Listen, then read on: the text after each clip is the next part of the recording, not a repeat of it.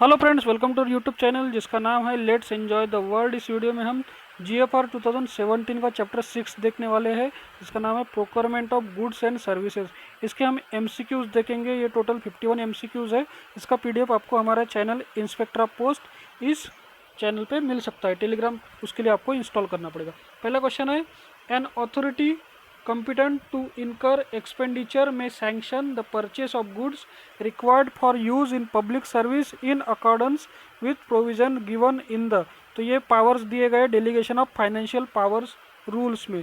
तो इसका आंसर रहेगा A, authority competent to incur expenditure. कौन एक्सपेंडिचर कर सकता है, उस अथॉरिटी के पावर कौन से रूल्स में दिए गए हैं? तो ये दिए गए delegation of financial powers rules. Answer रहेगा इसका A, delegation of financial powers of rules. Next second question, the term rate contract pertains to. तो ये रेट कॉन्ट्रैक्ट की टर्म किससे रिलेटेड है? ये है डीजीएस एंड डी के से रिलेटेड। ऑप्शन रहेगा इसका B, DGS and D. The term rate contract pertains to DGS and D. Next third question है, जेम स्टैंड फॉर। जेम का फुल फॉर्म पूछा है तो इसका फुल फॉर्म है government e marketplace. Answer रहेगा सी, जेम का full form government e marketplace. Next question, pick the incorrect one. इनमें से कौन सा गलत है ये हमें बताना है। तो यहाँ पर 4 ऑप्शन दिए हैं और इनमें से कोई भी गलत नहीं है। तो आंसर रहेगा डी, नन।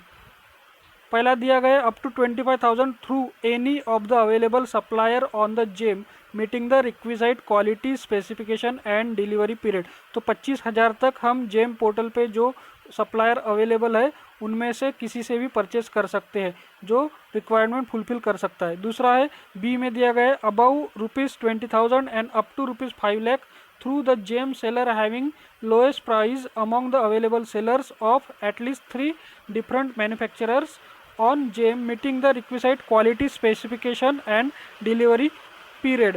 तो 25,000 से ज़्यादा और 5 लाख से तक की अगर अमाउंट रहती है तो जेम पोर्टल पे जो सप्लायर है उनमें से लोएस्ट प्राइस के जो सप्लायर है उनसे हम परचेस करेंगे। और सी में दिया गया है above ₹5,00,000 through the supplier having lowest price meeting the requisite quality specification and delivery period after mandatorily obtaining bids using online bidding और reverse auction tool provided on GeM. तो 5 लाख से ऊपर की अगर अमाउंट रहती है तो ऑनलाइन बिडिंग या रिवर्स ऑक्शन टूल यूज़ करके हमें परचेस करना है। तो ये तीनों करेक्ट ऑप्शन है, इसलिए हमारा आंसर रहेगा डी, नन। यानी तीनों में से कोई भी गलत नहीं है, सभी के सभी करेक्ट है। Fifth question, the ministries department shall project their annual procurement plan of goods and services on GeM portal within. तो इसका आंसर रहेगा A, 30 days of budget approval. 30 दिन के अंदर बजट अप्रूवल के बाद ये करना है। तो Ministries department shall project their annual procurement plan of goods of and services on GEM portal within 30 days of budget approval. Next 6th question, depending on the nature of goods the suppliers will be registered for a fixed period between। तो ये 1 से लेकर 3 साल तक supplier को register किया जाता है। फिर से देखते हैं, depending on the nature of goods and supplier the supplier will be registered for fix period between. तो इसका पीरियड रहेगा 1 साल से लेकर 3 साल तक।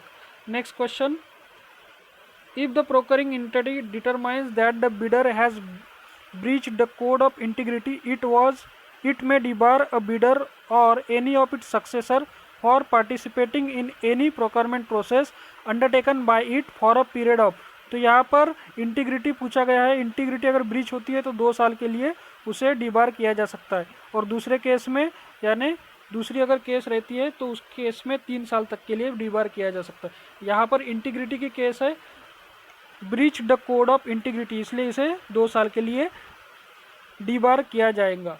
Next 8th question, purchase of goods without inviting quotation और bids on the basis of certificate to be recorded by competent authority up to the value of rupees. तो ये 25,000 तक इन कोटेशन इनवाइट किए बिना 25,000 रुपये तक की परचेस कर सकते हैं। कौन से बेसिस पे? On the basis of certificate. कौन रिकॉर्ड करेगा? Competent authority. तो इसकी लिमिट रहेगी 25,000 रुपये। 9th question, purchase of goods without inviting quotation और bids on the basis of certificate to be recorded by the competent authority up to the certain has been given in GFR rule rule, इसका answer रहेगा 154। Rule 154 में दिया गया है कि 25,000 रुपये तक की सेल परचेस हम बिना कोटेशन के कर सकते हैं। Next question 10, purchase of goods on each occasion may be made on the recommendation of a duly constituted local purchase committee costing. तो ये LPC यानी लोकल परचेस कमेटी अगर रहती है तो वो 25,000 से ज़्यादा और 2.5 लाख तक की अमाउंट की परचेस कर सकते हैं। आंसर है D above ₹25,000 up to ₹2,50,000।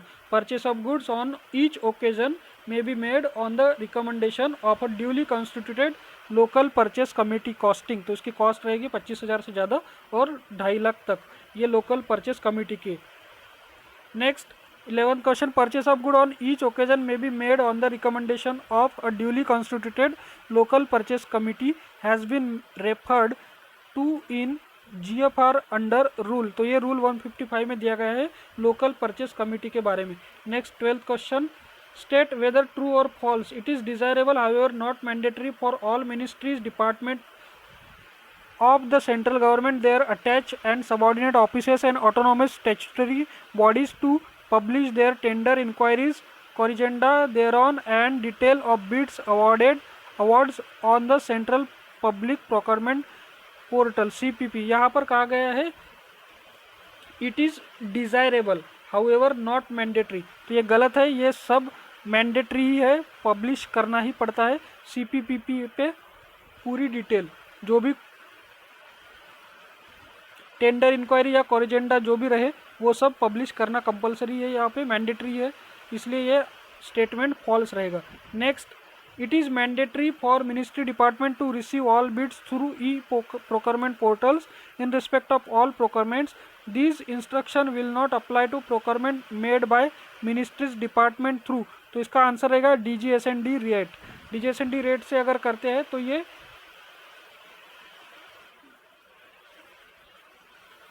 Apply नहीं रहेंगे इंस्ट्रक्शन। इंस्ट्रक्शन का क्या है, it is mandatory for ministry department to receive all bids through procurement portals in respect of all procurement. सारे प्रोक्योरमेंट के लिए प्रोक्योरमेंट पोर्टल का यूज़ करना है, वहीं से बिड्स मंगवाने। लेकिन इंस्ट्रक्शन किसके लिए अप्लाई नहीं करेंगे, this instruction will not apply to procurement made by ministries department through. तो ये अगर DGSND के रेट से करते हैं तो ये अप्लाई नहीं रहेंगे। Next 14 question, advertisement tender enquiry should be resorted for procurement of goods of estimated value of rupees. तो 25 लाख या उससे ज़्यादा अगर अमाउंट रहती है तो ATE एडवर्टाइजमेंट टेंडर इंक्वायरी करना पड़ता है, 25 लाख या उससे ज़्यादा अगर अमाउंट रहती है तो। Next 15 question, CPPP stands for. CPPP का फुल फॉर्म पूछा गया है, तो यह है central public procurement portal. Next 16 question, ordinarily from the date of publication of the tender notice or availability of the bidding document for sale, whichever is later, the minimum time to be allowed for submission of bids should be। तो ये 3 week का समय रहता है bid submit करने के लिए, और अगर फॉरेन के इसमें बिडर्स इन्वॉल्व रहते हैं तो उसमें 4 वीक का टाइम दिया जाता है। तो क्वेश्चन देखते हैं, ordinarily from the date of publication of the tender notice और availability of the bidding document for sale, whichever is later, the minimum time to be allowed for submission of bids should be। तो answer रहेगा 3 weeks. Next 17 question, where the bid from abroad are also to be obtained, the minimum period should be kept as। तो इसमें 4 weeks रहेगा for both domestic and foreign bidders. अगर foreign से कोई bid आ रही है, where the bids from abroad are also to be obtained, the minimum period should be kept as, इसमें 4 weeks रहेगा दोनों के लिए, डोमेस्टिक और फॉरेन बिडर्स के लिए। Next question, limited tender enquiry may be adopted when estimated value of goods to be procured is up to rupees. तो 25 लाख तक अगर रहती है अमाउंट तो लिमिटेड टेंडर इंक्वायरी का यूज़ किया जाएगा। 25 लाख से ऊपर रहती है या 25 लाख रहती है तो एडवर्टाइजमेंट टेंडर इंक्वायरी यूज़ किया जाएगा। Next question, copies of bidding document should be sent directly by speed post, register post, courier, email to firms which are born on the list of registered suppliers for the goods in question under। तो ये limited tender enquiry में ऐसा होता है जब bidding document directly भेजे जाते हैं स्पीड पोस्ट से, रजिस्टर पोस्ट से या कुरियर से या ईमेल से उन सारे फर्म्स को जो रजिस्टर्ड सप्लायर्स है। तो इसका आंसर रहेगा limited tender enquiry B. Next 20, the number of suppliers firms in limited tender enquiry should be, तो ये मोर देन 3 चाहिए, 3 से ज़्यादा मतलब 4 या उससे ज़्यादा, मतलब more than 3। Number of suppliers firms in limited tender enquiry should be, limited tender enquiry में 3 से ज़्यादा सप्लायर्स चाहिए। Next question 21, purchase through limited tender enquiry may be adopted even when the estimated value of the procurement is more than 25 lakh in the following circumstances except, तो ये 4 दिए हैं, 4 में से चौथा जो है वो नहीं होता है, बाकी के 3 कंडीशन में होता है। तो चौथा दिया है the goods under procurement is of high value and delegate nature, तो ऐसा कोई कंडीशन नहीं है, लेकिन कुछ ऐसे सर्कमस्टेंसेस है जिसमें 25 लाख से ज़्यादा की भी अमाउंट रही परचेस की, फिर भी लिमिटेड टेंडर इंक्वायरी यूज़ किया जा सकता है। लिमिटेड टेंडर इंक्वायरी की जनरली अमाउंट रहती है 25 लाख तक, लेकिन अगर 25 लाख से ज़्यादा भी है तो भी ये यूज़ करते हैं, लेकिन उसमें कंडीशन कौन सी रहती, पहली रहती the competent authority in the ministry of और department certifies that the demand is urgent and any additional expenditure involve by not procuring through advertise tender enquiry is justified in view of urgency, तो पहला reason है urgency, अगर urgent रहा तो कर सकते हैं, लिमिटेड टेंडर इंक्वायरी के थ्रू 25 लाख से ऊपर की प्रोक्योरमेंट कर सकते हैं, परचेस कर सकते हैं। दूसरा है there are sufficient reason indicating that it will not be in public interest to procure the goods through advertised tender inquiry, अगर वहाँ पर पब्लिक इंटरेस्ट में ये चीज़ नहीं है कि एडवर्टाइज टेंडर इंक्वायरी के थ्रू परचेस किया जाए, तो ऐसे केस में भी लिमिटेड टेंडर इंक्वायरी यूज़ कर सकते हैं 25 लाख से ऊपर के भी, तो दूसरा ऑप्शन है पब्लिक इंटरेस्ट में नहीं रहा तो।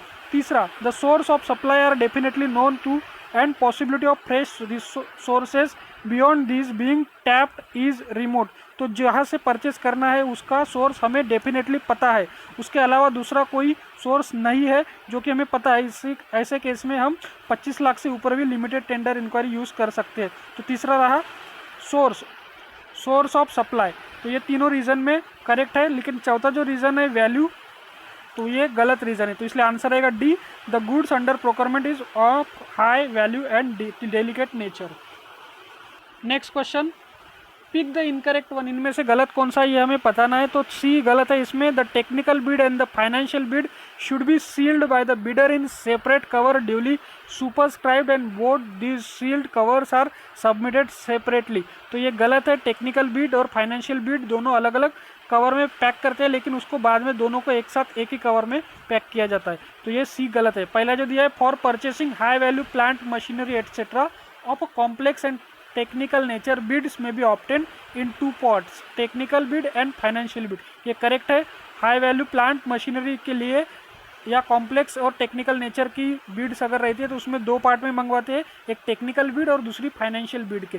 दूसरे उसमें बी नंबर में दिया गया है technical bid consist of all technical details along with commercial terms and condition and financial bid indicating item wise price for the item mentioned in the technical bid, तो टेक्निकल बिड में technical detail रहेंगी और financial bid में उसकी price रहेंगी। और D option है the technical bid are to be opened by the purchasing ministry और department at the first instance, तो पहले टेक्निकल बिड ओपन की जाएगी मिनिस्ट्री या डिपार्टमेंट द्वारा, उसके बाद में इवेल्युएट की जाएंगी, evaluated by a competent committee और अथॉरिटी, कॉम्पिटेंट कमिटी या अथॉरिटी जो है वो टेक्निकल बिड को इवेल्युएट करेंगी। उसके बाद में सेकंड स्टेज में at the second stage financial bids of only these technically acceptable offers should be opened after intimating them the date and time of opening the financial bid for further evaluation and ranking before awarding the contract, तो पहले technical bid evaluate की जाएंगी, उसके बाद में जो successful रहेंगे technical bid में उन्हें सेकंड स्टेज में उन्हीं की फाइनेंशियल बिड ओपन की जाएगी, उन्हें टाइम और डेट बता दिया जाएगा जब ये ओपन होंगी और उसके बाद में कॉन्ट्रैक्ट अवार्ड किया जाएगा, तो सिर्फ सी इसमें रॉन्ग है। Next question, procurement from a single source may be resorted to in the following circumstances except, तो सिंगल सोर्स से ही प्रोक्योरमेंट कर सकते हैं नीचे दिए गए सर्कमस्टेंसेस में, लेकिन सिर्फ एक ही गलत है, तो यहाँ पे सारे के सारे करेक्ट है, सारे कंडीशन में टेक्निकल सिंगल सोर्स से प्रोक्योरमेंट कर सकते हैं। पहला है it is in the knowledge of the user department that only a particular firm is the manufacture of the required goods, तो वो पर्टिकुलर गुड का मैन्युफैक्चर कोई एक ही फर्म कर रहा है ऐसा डिपार्टमेंट को पता है, इसलिए वो सिर्फ एक ही सिंगल सोर्स से परचेज कर सकते हैं, करेक्ट। दूसरा in the case of emergency and reason for such decision is to be recorded and approval of the competent authority obtain. तो इमरजेंसी केस में भी हम परचेस कर सकते हैं। तीसरा दिया है फॉर स्टैंडर्डाइजेशन ऑफ मशीनरी और spare parts to be compatible to the existing sets of equipment on the advice of the competent technical expert and approved by the competent authority, the required item is to be purchased only from the selected firm। तो standardisation of machinery या spare parts उस machine के compatible जो उसमें fit बैठते वो existing उसी firm से हमें परचेस करने हैं। तो ऐसे केस में भी अगर टेक्निकल एक्सपर्ट अप्रूव करती और कंपिटेंट अथॉरिटी अप्रूव करती है तो हम वो सिंगल सोर्स से परचेस कर सकते हैं। तो ये सारे करेक्ट है, इसलिए आंसर है D, none of the above. Next, proprietary article certificate is applicable in. तो ये सिंगल टेंडर इंक्वायरी में प्रोपराइटरी आर्टिकल सर्टिफिकेट अप्लीकेबल रहते हैं। आंसर रहेगा C, single tender enquiry. Next question 25, an online real time purchasing technique utilised by the brokering entity to select the successful bid which involves presentation by bidders of successively more favorable bids during the scheduled period of time and automatic evaluation of bids is called। तो ये electronic reverse auction tool का definition दिया गया है। एक online real time purchasing technique रहती है जिसका यूज होता है utilise by the brokering entity to select the successful bid.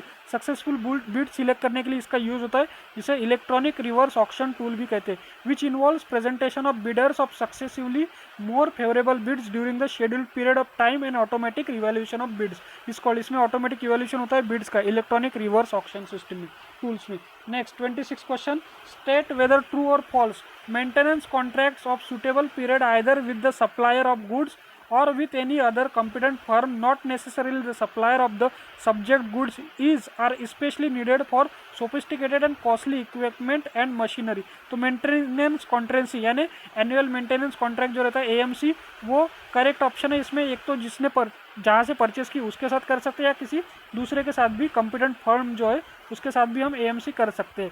तो एक इसके लिए नीडेड है सोफिस्टिकेटेड एंड कॉस्टली इक्विपमेंट या मशीनरी, जो महंगे मशीनरी है उसके लिए।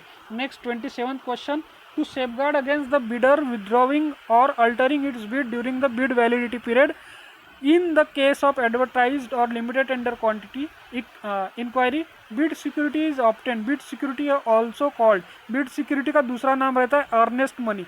बिड सिक्योरिटी मतलब और एक नाम है उसका earnest money. Next question 28, amount of bid security should ordinarily range between. तो बिड सिक्योरिटी की अमाउंट रहती है 2 से लेकर 5% तक, और 20 दूसरा जो रहता है इसके अलावा वो रहता है 5 से 10%। Amount of bid security should ordinarily range between 2 to 5% of the estimated value of the goods to be procured. Next, bid security may be exempted for. तो किसके लिए बिड सिक्योरिटी देने की जरूरत नहीं है? तो पहला है एमएस ईज के लिए, माइक्रो एंड स्मॉल एंटरप्राइजेस। दूसरा है suppliers registered with the central purchase organisation और द कंसर्न मिनिस्ट्री और डिपार्टमेंट। ये दोनों करेक्ट है, आंसर रहेगा C, both A and B. Micro and small enterprises के लिए बिड सिक्योरिटी की जरूरत नहीं है, और जो रजिस्टर्ड सप्लायर है जो सेंट्रल परचेस ऑर्गेनाइजेशन में रजिस्टर्ड है या मिनिस्ट्री में रजिस्टर्ड है उनको भी बिड सिक्योरिटी देने की जरूरत नहीं है। Next question, the bid security is normally to remain valid for a period of. तो ये बिड सिक्योरिटी 45 दिन तक वैलिड रहती है beyond the bid final bid validity period. Final bid validity period के 45 दिन बाद तक ये वैलिड रहती है bid security. Next, bid security of the unsuccessful bidder should be return to them at the earliest after expiry of final bid validity and latest on और before the. तो इसका 30 डेज का टाइम रहता है bid security. Unsuccessful जो bidder रहते जिनका success नहीं हुआ है बिड, उनको वापस करने की टाइम लिमिट रहती है 30 days after the award of the contract. 30 days contract award होने के 30 दिन के बाद तक की उसकी वैलिडिटी रहती है वापस करने की। परफॉर्मेंस सिक्योरिटी, तो पहले थी बिड सिक्योरिटी जो 2 से 5% थी, अभी ये दूसरी है परफॉर्मेंस सिक्योरिटी। तो परफॉर्मेंस सिक्योरिटी रहती है 5 से लेकर 10%। Performance security should be for an amount of the value of the contract as specified in the bid document. तो ये रहती है 5 से लेकर 10% तक, बी आंसर रहेगा। Next question 33, period for which performance security should remain valid beyond the date of completion of all contractual obligations of supplier including warranty obligation. तो ये 60 डेज तक वैलिडिटी रहती है period for which performance security. Performance security की validity 60 days तक। Period for which performance security should remain valid beyond the date of completion of all contractual obligations of the supplier including warranty obligation. Answer रहेगा 60 days. Next question advance payment for procurement of goods and services may be made in cases advance payment demanded. तो advance payment अगर demand करता है procurement of goods और services के लिए तो कौन से केस में किया जा सकता है एडवांस पेमेंट? तो आंसर है ये, by firms holding maintenance contracts for servicing of air conditioner, computer, other costly equipment etcetera, by firms against fabrication contracts, turnkeys contracts etcetera. तो जो एसी, एयर कंडीशन या कंप्यूटर या बाकी के जो सर्विसिंग के कॉन्ट्रैक्ट्स है या फिर फर्म्स अगेंस्ट फैब्रिकेशन कॉन्ट्रैक्ट्स या बड़े बड़े जो कॉन्ट्रैक्ट है टर्न की कॉन्ट्रैक्ट्स, उनको एडवांस पेमेंट किया जा सकता है। Next, in case of advance to private firm it should not be. तो प्राइवेट फर्म को अगर एडवांस देना है तो 30% से ज़्यादा नहीं होना चाहिए, 30% of the contract value. Private firm के लिए 30%, गवर्नमेंट फर्म के लिए 40%। तो in case of advance to private firms it should not exceed 30% of the contract value. Next question, in case of advance to state और central government agency और a public sector undertaking it should not exceed. तो इसमें 40% of the contract value. अगर government का रहता है तो 40%, private रहता है तो 30%। Next question, in case of maintenance contract the amount of advance should not exceed the amount payable for. तो इसमें 6 मंथ रहेगा, 6 month under the contract. Maintenance contract अगर रहता है, इन case of maintenance contract the amount of advance की amount जो है should not exceed कितने महीने तक की? 6 महीने, 6 months under the contract. Next 38th question, ministries department of central government may relax the ceiling including percentage laid down for advance payment for private firm in consultation with. तो ये their financial adviser के advice पे वो ministries या department जो है private firm को जो एडवांस देना है जो 30% का है मैक्सिमम, वो चेंज कर सकती है, रिलैक्सेशन उसमें दे सकती है सीलिंग में। नेक्स्ट 39, स्टेट वेदर ट्रू और false if a firm quotes nil charges. यहाँ पर नील चार्जेस का कोट वहाँ पर लिखना जरूरी है। If firm quotes nil charges consideration the bid shall be given priority and the treated as lowest one as it will most economics to the state. तो ये फॉल्स है, ऐसा कुछ नहीं रहता है। नील चार्जेस अगर रहता है तो उसका कंसिडर नहीं किया जाता है। तो आंसर रहेगा B, false. Next, in case of purchase committee is constituted to purchase और recommend the procurement, no member of the purchase committee should be reporting directly to any other member of such committee in cases estimated value of procurement exceed। तो इसमें answer आएगा 25 लाख तक की अगर amount है पर procurement की, तो परचेस कमेटी जो है उसके जो मेंबर है वो किसी दूसरे मेंबर को रिपोर्टिंग नहीं करनी चाहिए अगर 25 लाख की से ज़्यादा की अमाउंट रहती है तो। Next 41 question, state whether true और false disclosure by the bidder of any previous transgression made in respect of code of integrity with any entity in any country during the last 5 years और of being debarred by any other procuring entity.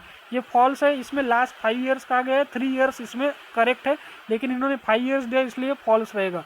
तो कोई भी bidder अगर रहा तो उसका कोई problem दूसरे कंट्री में बैन या कोई डिबार किया गया है तो उसके लिए 3 years की वैलिडिटी है, 3 years तक का पीरियड, 3 साल के अंदर में उसको बार नहीं होना चाहिए किसी दूसरे कंट्री में, लेकिन यहाँ 5 years दिया इसलिए ये फॉल्स रहेगा।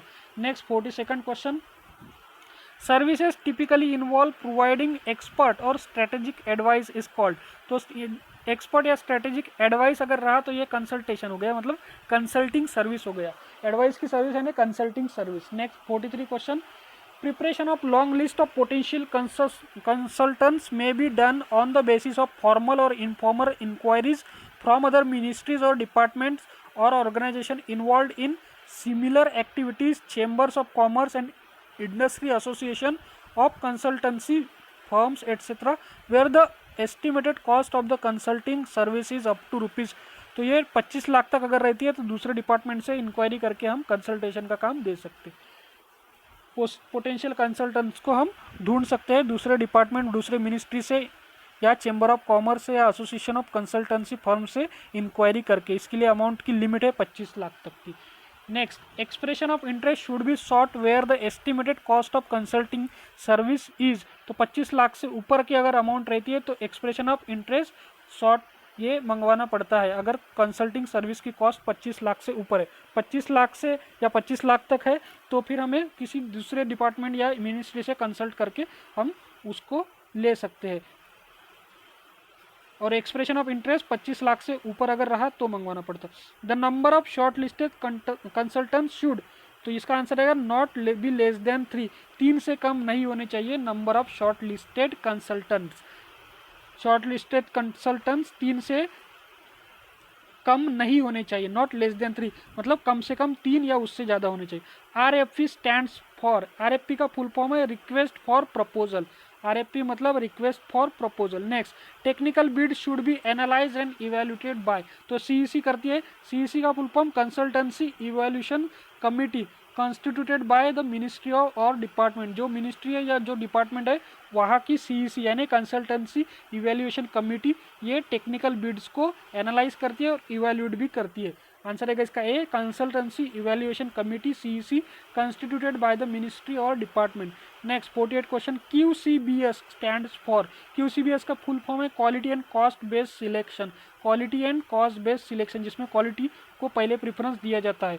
और दूसरा है lowest price least price L selection, उसमें सिर्फ प्राइस को देखा जाता है। तो QCBS मतलब quality and cost based selection. Next 49, तो weightage of technical parameter that is non financial parameter in no case should exceed, तो नॉन टेक्निकल पैरामीटर यानी नॉन फाइनेंशियल टेक्निकल पैरामीटर मतलब नॉन फाइनेंशियल पैरामीटर का weightage 80% से above नहीं होना चाहिए, maximum 80%। Next 50 question, service which involve physical measurable deliverable outcomes where performance standards can be clearly identified and consistently applied are classified as, तो ये non consulting services है जिसमें कि इन्वॉल्व होता है फिजिकल मेजरेबल डिलीवरेबल आउटकम्स, जहाँ पर performance standards can clearly identify and consistently applied, तो ये रहेगा नॉन कंसल्टिंग सर्विसेज में आएंगे। Last question, pick the incorrect one, wrong कौन सा ये हमें बताना है, तो बी इसमें रॉन्ग दिया गया है। The number of the identified contractors for issuing limited tender inquiry for estimated value of non-consulting services up to ₹10 lakh should not be less than 6, तो ये 3 है यहाँ पे 6 की जगह पे, इसलिए ये रॉन्ग हो गया। बाकी के जो 2 है वो करेक्ट है। लिमिटेड टेंडर इंक्वायरी 10 लाख तक की नॉन कंसल्टिंग सर्विस के लिए अप टू 10 लाख, उसमें आइडेंटिफाइड कॉन्ट्रैक्टर्स 3 से कम नहीं होने चाहिए, लेकिन यहाँ पर 6 दिए, 6 से कम नहीं होने चाहिए, इसलिए रॉन्ग रहेगा। तो ए जो दिया है वो करेक्ट है। For identification of the likely contractors the ministry और department should prepare a list of likely and potential contractors on the basis of formal और informal inquiries from other ministries और department and organisation involve in similar activities, scrutiny of yellow pages and trade journal if available, website etcetera. तो contractors को अगर ढूंढना है तो उन्हें formal या इनफॉर्मल इंक्वायरी करनी पड़ेगी दूसरी मिनिस्ट्री में या डिपार्टमेंट में या ऑर्गेनाइजेशन में जो सिमिलर एक्टिविटीज़ में इन्वॉल्व है, या फिर येलो पेजेस देखने पड़ेंगे या ट्रेड जनरल या फिर वेबसाइट सर्च करनी पड़ेगी। ये करेक्ट है। सी दिया है for estimated value of non consulting services above ₹10 lakh, 10 lakh से ऊपर की अगर रहती है नॉन कंसल्टिंग सर्विस तो द मिनिस्ट्री और department should issue advertisement in such case should be given on central public procurement portal, तो एडवर्टाइजमेंट देनी होंगी जो कि CPPP पे देना है। तो ये दोनों करेक्ट है, इसलिए बी इसमें रॉन्ग दिया है, आंसर हमारा रहेगा इनकरेक्ट बी। तो ये थे क्वेश्चन GFR 2017 के। इसके बाद में हम आगे के टॉपिक्स कवर करेंगे जो PSS ग्रुप बी और इंस्पेक्टर ऑफ पोस्ट के एग्जाम में आते हैं। चैनल को सब्सक्राइब करके रखिए, मिलते हैं अगली वीडियो में।